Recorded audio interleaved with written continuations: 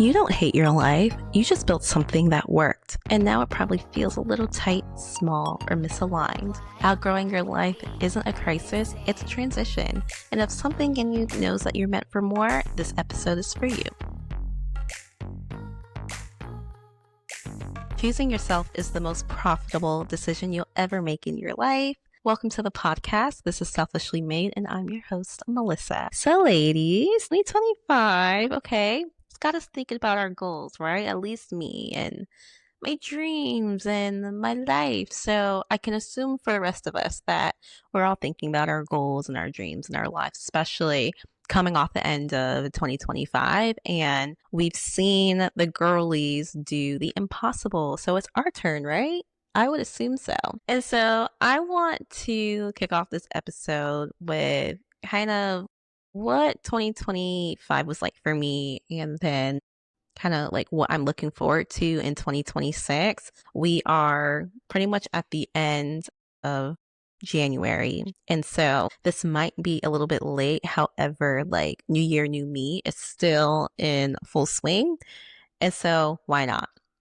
So for 2025 was very interesting because it was the year of me just trying things out and seeing what stuck. So rather that was in like my fitness journey and like what was working and, my thoughts around the media brand and what I wanted to look like and when I wanted to launch it and just kind of thinking about where I want to be in the next few years. And so 2025 just kind of left me with my plans being solidified. I was just like, okay, like I know what I want to do. This is what I'm going to be doing for 2026. 2026 is a clean slate for me, I would say. And like I'm locking the fuck in. So my goals for 2026 is just to be in my fine AF era. So I want to lose 30 pounds. Like I want to keep being intentional about the way I treat my body and the way I move. So like I'm definitely like get 7 to 10,000 steps a day kind of girl. So I love doing like deep thought walks because that's what gives me really good ideas for the podcast, but also just puts me in a really good mood. And so overall, like for me to be fine as fuck in my 30s, I am being very intentional about it, especially because I'll be turning 31 in August. So that's kind of the one things that I am bringing into 2026. And then the other thing, because I like to have two, like one that's more lifestyle and just everyday life and how I show up for myself, and the other is more career and business. So for my career and for my business, my goal is to be on this journey to build a media empire. I've decided, and that's exactly what I want to do. So I want to grow and nurture this audience this year and bring on some pure gold, amazing, beautiful women onto this podcast and have these conversations. And I want to craft this community with you ladies. And so, yeah, I'm building a media empire, and it's going to take a while and we're on a journey together, but I'm happy that we're sticking with it because 2026 is going to be my year. And I know I say that probably every freaking year, but 2026 definitely feels a lot different. Like I don't have anything planned as far as like vacations or trip wise. And so it's again that clean slate for me. So I just want to say that like at the end of 2025, like I had this moment where I was like, I am so fucking bored. Not unhappy, just kind of bored. And I feel like it's for a reason because when I was talking to my friend about this, we had our monthly slumber party at my house. And when I said, I kind of admitted to myself in total honesty, I was just like, yeah, I'm just bored. And I've spent the last 5 years building the most peaceful, stable, grown woman life. And suddenly it all feels like I'm just kind of coasting, right? And so I've outgrown the very life I once prayed for. And now I'm craving something that's like bigger and deeper and more aligned. And here's the thing that nobody tells you. When you're reaching for a new dream, the journey is not sexy at all.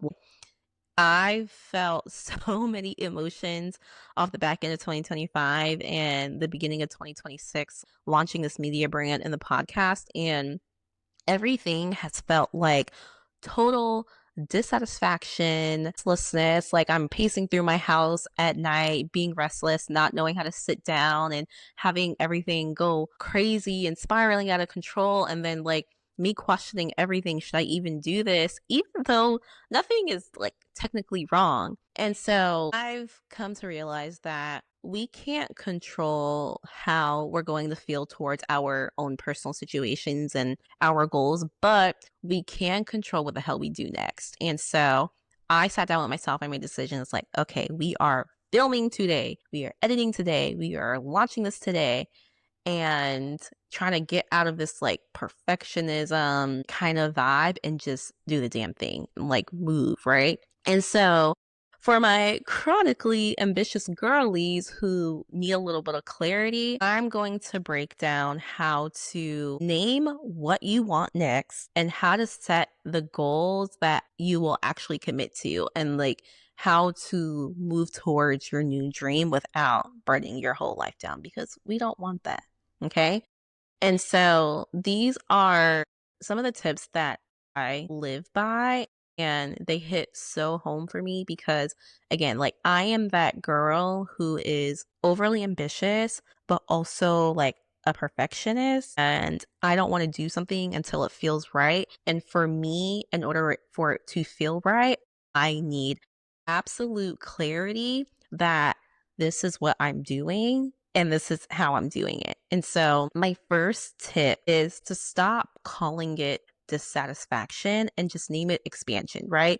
So when we call this little spiral that we in, when we call it dissatisfaction, like we start to panic. And when we call expansion, we actually plan and do something about it. And so when we're planning to do something about it, we get super intentional and our nervous system doesn't try to go into fight or flight mode anymore. Okay. And so again, like my brain is notorious for spinning completely out of control, like with all the thoughts and the feelings and the things that I want to do. And then I don't actually end up doing anything. That's why it kind of took me so long to get to this point with this podcast. But what I need to do is just take myself from point A to point B and so forth. If you are in this little spiral, this little rut, it might feel like dissatisfaction with everything that's around you. I don't like this. I don't want to do it this way. But name it expansion, because you are going through,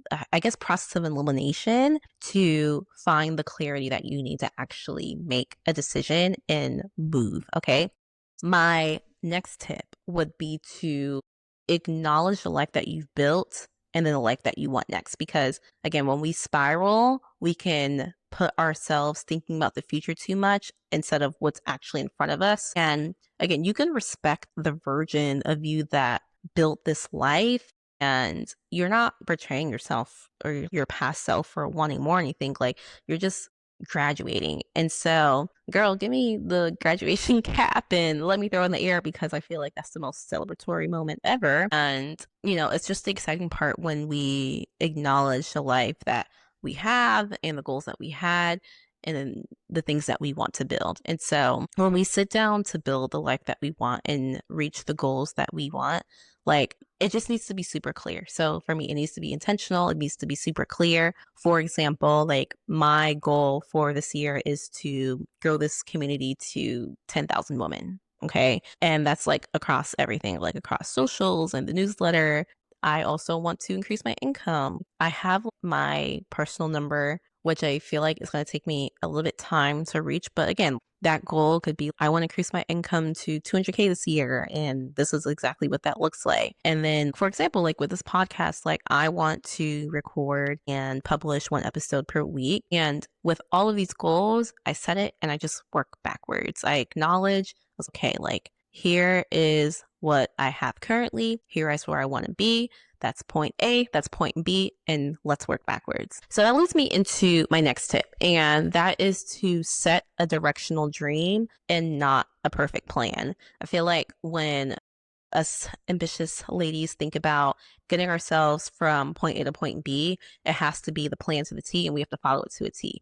That's not necessarily the case. Like, set it as a direction and not the perfect plan, because nothing is ever perfect. And because perfectionism does not exist, you don't have to have every single answer, but you do have to have the direction. So, for my girlies, if you take one thing from this episode, it's that clarity doesn't come from thinking harder. It actually comes from choosing a direction and having the courage to actually follow through. And that's what brings clarity. Who here is the chronic planner? Because not me planning 2 to 3 years out into the future with this media brand of all the things I'm going to do and all the different opportunities. And I hadn't even had episode 1 out yet.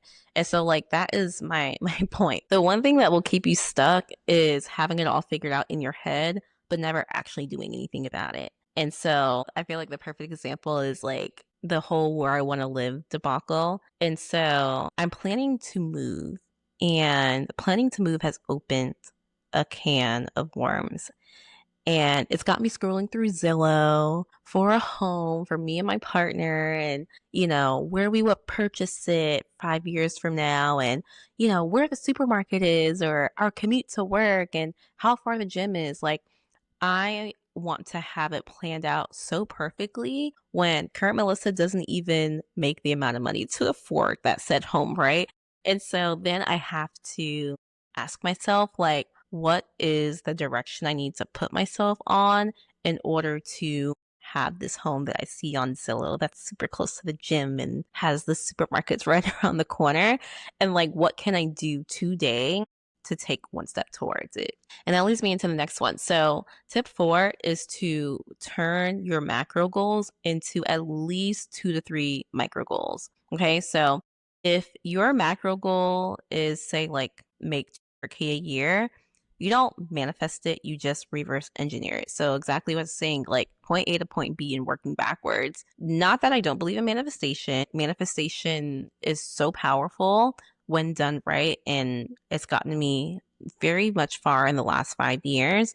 But I have this macro goal, like have this financial number. I already know that I am 60% towards that. That's guaranteed from, being a corporate girly and having my corporate career. So this is like X amount that I need to make extra in order to reach 200K. And then I kind of break it down. It's like, okay, well, what does that look like for me? Is it a brand deal? Is it having an event? Is it doing a community launch? And suddenly that dream doesn't feel so abstract anymore, but we have the direction and it's actually measurable, it's trackable, and it's actually achievable because we're not so focused on this big macro goal. Like, we've actually broken it down.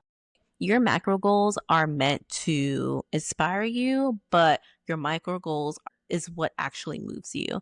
And so that leads me into the last tip for the girlies, and that is give yourself grace for what you've done and what you haven't done yet. We're at a point where we could be a little bit stagnant and we want more, and we're just outgrowing the baseline that we set for ourselves. And because, we are ambitious girlies, like sometimes we shame ourselves for not being a bit farther along, and, we ignore everything that we've built and survived so far. And so I've beaten myself up for so long, of not being further along. And someone will come to remind me that, girl, look what you have. Like, look how strong you are. Look at what you've built. And then I'm like, yeah, the past version of Melissa worked so damn hard to give her what I have today. And that is like beauty and peace. And I've cried about wanting to be where I'm at now. So I definitely have to be grateful for what I do have and, give myself grace, but put a fire under my ass and be like, yeah, this is my baseline. I want more than that. And so celebrate the woman that you've been and honor the woman that you're becoming, and stop punishing the person that you are right now. TLDR ladies, if your life feels tight, you're not failing, you're just expanding, and you don't need permission to want more and just honesty about what comes next. The goal isn't to blow up your life, it's to align it. And before we wrap this episode, I want to share one selfish thing that I did this past week. And I ask all the girlies, if you're watching on YouTube, leave a comment or send me a DM on Instagram. But one selfish thing that I did this past week, if you don't know, I am a writer at heart and I love me a good fantasy, like dark romance kind of book. I was in Barnes & Noble the other day and I saw some really good books. It's like, I'm gonna get that on Libby, I'm gonna get that on Hoopla. And so I'm talking like Katie Robert, the Dark Olympus series, the Empyrean series, like Fourth Wing. Those are type of books I like. And so I decided to start writing a dark romance book, like a short story. And it's because I wanted to, and it brought me joy and it was very entertaining. So again, share in the comments with me or just send me a DM of one selfish thing you did this past week. Ladies, I've been running my mouth, but I'd love to hear from you. Please do leave a 5-star review. This helps the podcast reach other selfishly made girlies. Subscribe on YouTube, Apple Podcasts, or Spotify, and make sure you are subscribed to the Selfishly Made Substack for more selfish conversations. I will see you next time. Bye.